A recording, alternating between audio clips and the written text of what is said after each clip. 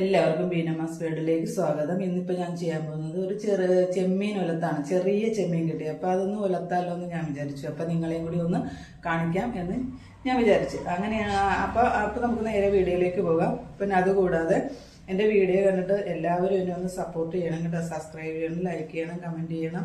എല്ലാം നിങ്ങളുടെ സപ്പോർട്ടാണ് എൻ്റെ മുന്നോട്ടുള്ള യാത്ര. അപ്പോൾ നമുക്ക് നേരെ വീഡിയോയിലേക്ക് പോകാം. ഇത് ചെറിയ ചെമ്മീനാണത്.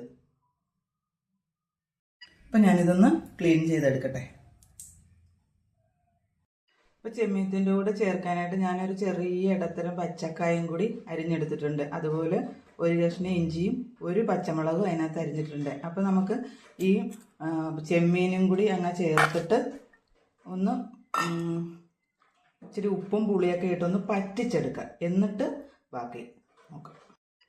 ഇനി ആവശ്യത്തിന് നമുക്ക് വെള്ളം ചേർത്ത് കൊടുക്കാം.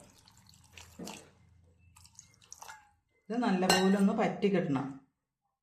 അപ്പം നമുക്കൊരു ശകലം മഞ്ഞപ്പൊടിയും കൂടി അങ്ങോട്ട് ചേർത്ത് കൊടുക്കാം. അത് കുറച്ചതേ താഴ്ത്ത് പോയി എൻ്റെ കയ്യിൽ നിന്ന്. അപ്പോൾ നമുക്കൊന്ന് നല്ലപോലെ മൂടി വയ്ക്കാം. അത് തിളച്ച് പൊങ്ങുന്നുണ്ട്. അത് കാരണം നമുക്ക് ആ ഉപ്പും പുളിയും കൂടി അങ്ങനെ ഇട്ടാൽ ഇപ്പോൾ കുറച്ച് ഉപ്പിട്ടാൽ മതി. അതിന് ഉള്ളിയാണ് ഇതിനകത്ത് ചേർക്കുന്നത്. അപ്പം അന്നേരം കുറച്ചും കൂടി ഇടാം. ഇതാണ് ഈ ഒരു ചെറിയ കഷ്ണം മതി. അപ്പം ഇനിയിപ്പോൾ ഉപ്പും പുളി ഇട്ടതാണ് ഇനി അത് പൊങ്ങിയേണ്ടത്. ഇതിൻ്റെ കൂടെ ചേർക്കാനായിട്ട് ഞാനൊരു 10-20 ഉള്ളി എടുത്തിട്ടുണ്ട്. ഇനി ഇതൊന്ന് ചതച്ചെടുക്കണം.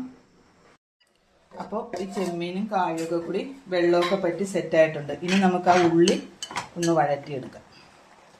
ആവശ്യമുള്ള തേങ്ങ എടുത്തിട്ടുണ്ട്. അതുപോലെ തന്നെ കുറച്ച് കുരുമുളക് പൊടി, കുറച്ച് മസാലപ്പൊടി വേണം കേട്ടോ. നമ്മുടെ ഇറച്ചി മസാലപ്പൊടി, മഞ്ഞൾപ്പൊടി, കുറച്ച് മുളക് പൊടി. അതിൻ്റെ കൂടെ ഒരു പച്ചമുളക് ഇതുപോലെ അരച്ച് ചേർക്കുന്നുണ്ട്. ഒരു ചെറിയ കഷ്ണം ഇഞ്ചി, 2 തണ്ട് വേപ്പില. അപ്പോൾ ഇതൊന്ന് അരച്ചുകൊണ്ട് വരട്ടെ. ഈ അരപ്പിന് നമുക്ക് കുറച്ച് ഉപ്പ് ചേർത്ത് തന്നെ അരയ്ക്കാം. അപ്പോൾ അത് നമ്മുടെ അരപ്പ് റെഡിയാക്കി. ഇനി ഈ ഉള്ളിയും നമുക്കൊന്ന് വഴറ്റി ബാക്കി എല്ലാം കൂടി ചേർത്ത് റെഡിയാക്കി എടുക്കാം. ഇപ്പോൾ പാത്രം ഇപ്പോൾ ചൂടായിട്ടുണ്ട്. നല്ലപോലെ നമുക്ക് എണ്ണ ഒഴിച്ച് കൊടുക്കാം.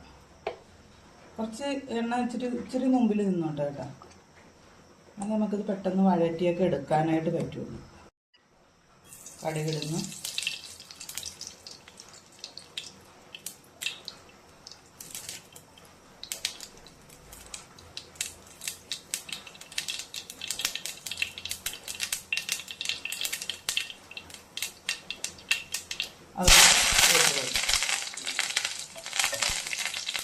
ഉള്ളിയും കൂടി അങ്ങോട്ട് ഇടുക. ഇത് നന്നായിട്ടൊന്ന് നമുക്ക് വഴറ്റി എടുക്കാം.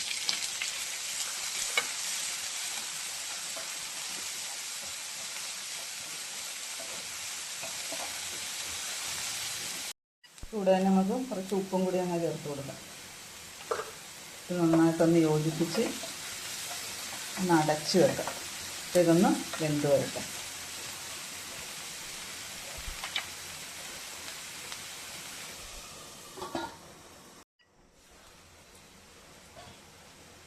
ഇപ്പോൾ ഏകദേശം ഒക്കെ ആയി.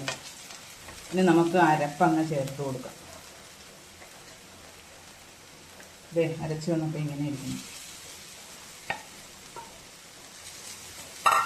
ഇത് ശകലം ഒന്ന് മൂത്ത് കഴിയുമ്പോൾ അതിൻ്റെ പച്ചപ്പൊക്കെ ഒന്ന് മാറി കഴിയുമ്പോൾ നമുക്ക് മറ്റേ ചെമ്മീത്തിൻ്റെ കൂട്ടങ്ങിട്ട് നന്നായിട്ട് ഇളക്കാം.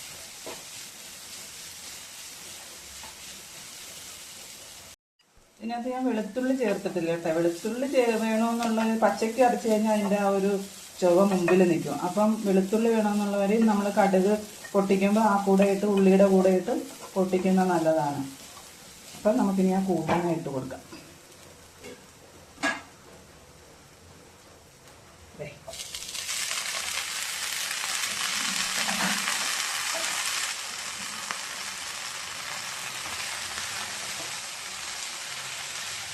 തന്നെ നല്ല മണമൊക്കെ വരുന്നുണ്ട് ആ മസാലയുടെ. ഇതൊന്ന് നന്നായിട്ട് സെറ്റായി കഴിയുമ്പോൾ നമുക്ക് ഇത് പാകമായി. എന്നാലും നമുക്ക് നിർത്താം. ഇതിൻ്റെ കൂടെ നമുക്ക് മല്ലിയിലയും കൂടി ചേർക്കുന്നതിന് കുഴപ്പമില്ല കേട്ടോ. എന്ന് വെച്ചാൽ മല്ലിയിലയൊക്കെ ചേർത്താൽ നല്ല ടേസ്റ്റ് കിട്ടും. എൻ്റെ മല്ലിയില ഇല്ലാത്തതുകൊണ്ടാണ് ഞാൻ ചേർക്കാത്തത്. ഇപ്പോൾ ശകലം കൂടി ആയിക്കഴിഞ്ഞാൽ നമുക്കിത് നിർത്താം. ഞാനിന്ന് ഉപ്പ് നോക്കിയേക്കട്ടെ. എല്ലാത്തിനും സെപ്പറേറ്റല്ലേ ഉപ്പിട്ടത്. അപ്പോൾ ഒന്ന് ഉപ്പ് നോക്കിയേക്കാം.